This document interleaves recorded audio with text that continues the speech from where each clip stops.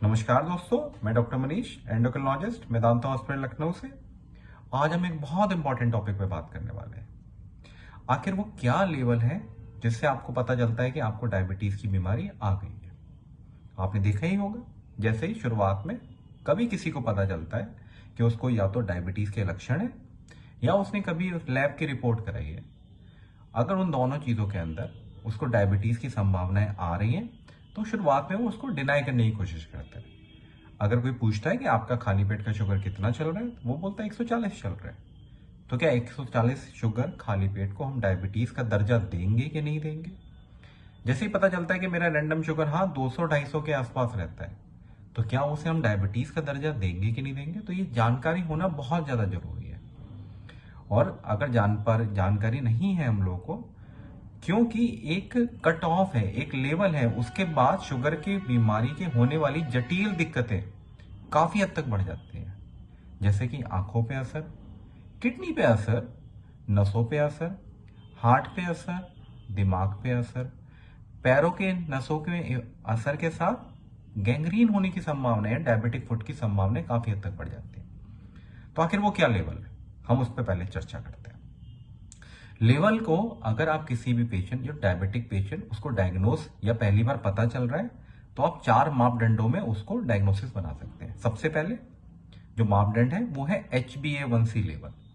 HbA1c एक ऐसा tool है या एक ऐसा मार्गदर्शक है जो आपकी एवरेज पिछले 3 महीने की शुगर की वैल्यू को बताता है।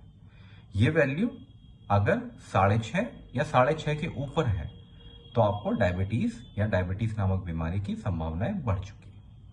इसी के साथ खाली पेट की शुगर, मगर एटलीस्ट 8 घंटे की फास्टिंग, वो फास्टिंग 6 घंटे की नहीं, वो फास्टिंग 8 घंटे की एटलीस्ट होनी चाहिए।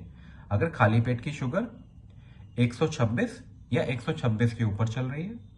इसी के साथ 2 घंटे बाद ग्लूकोन डी या 75 ग्राम एनहाइड्रस ग्लूकोज पिलाने के बाद अगर आपकी शुगर 200 के ऊपर जा रही है 2 घंटे बाद, या फिर आपको पहले से ही दिक्कत है, जैसे कि अतिरिक्त पेशाब आना, अतिरिक्त भूख लगना, वजन गिरना या बहुत ज्यादा शरीर में थकावट, कमजोरी महसूस होना, इसके साथ अगर आपकी रैंडम शुगर 200 के ऊपर चल रही है तो आपको डायबिटीज डायग्नोस्टिक बना दिया जाता है कि आपको अब शुगर की बीमारी आ चुकी है।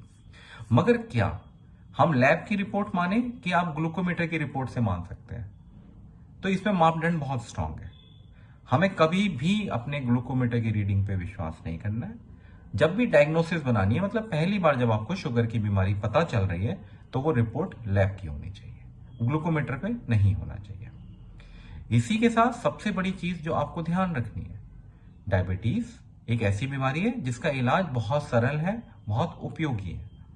अगर आप इसको अपनी जीवन शैली के साथ मिला के चलेंगे, नियमित रूप से व्यायाम करेंगे, घूमने टहलने के लिए जाएंगे, एक बैलेंस डाइट का उपयोग करेंगे, साथ में उचित दवाइयों का उपयोग करेंगे, तो ये आपको कॉम्प्लिकेशन से बचा के रखेगी।